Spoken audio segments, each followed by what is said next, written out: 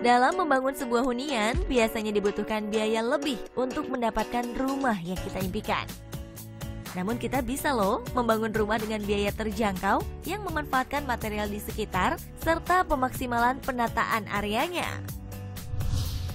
Rumah di wilayah Bintaro berikut berhasil membangun rumah dengan biaya hanya 340 juta. Penasaran?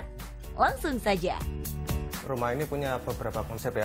Yang pertama adalah karena luas lahan ini terbatas, jadi kita mendesainnya bagaimana memaksimalkan kebutuhan ruang dengan desain yang maksimal seperti itu.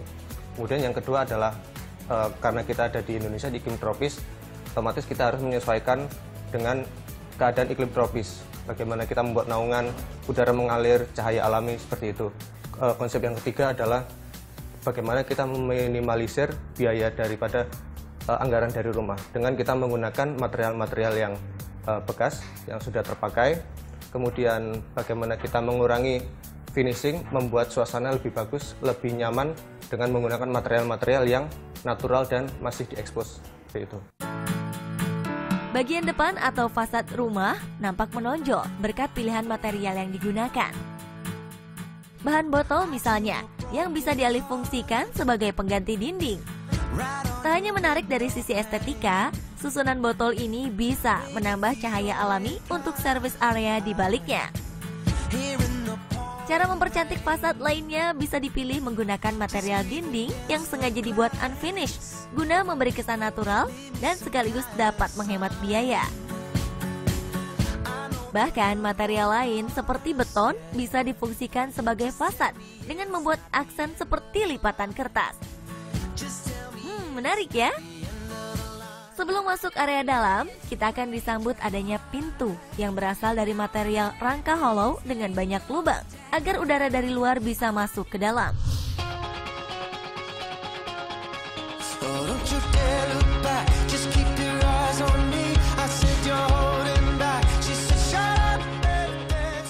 Nah, bagian dalam pun tak kalah menarik.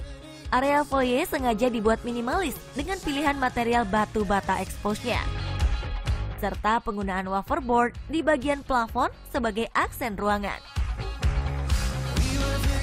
Selain waferboard, metal deck bisa jadi alternatif lain untuk plafon karena dapat mengurangi proses finishing. Selain itu, plafon yang diekspos ini bisa memberi nilai lebih dari sisi estetika.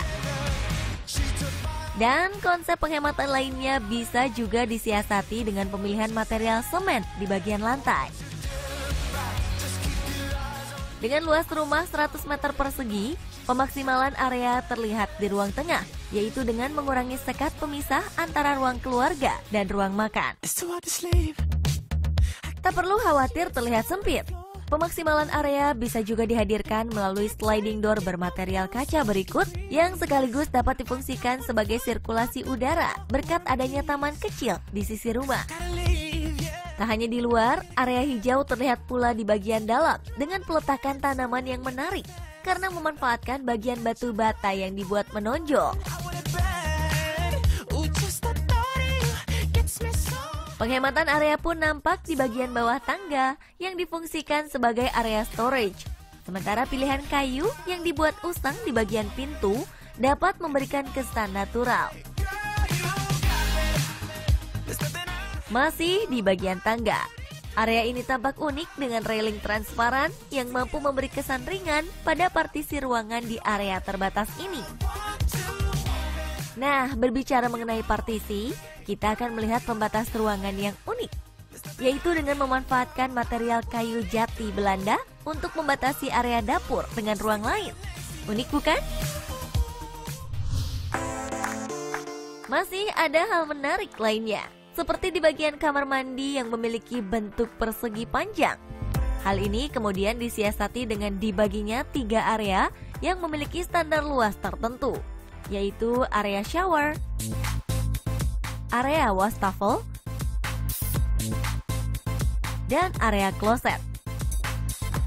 Meski begitu, area kamar mandi tetap tampil natural berkat penggunaan material semen, pilihan kayu bekas di bagian pintu, hingga jendela besar yang mampu memberikan pencahayaan secara alami.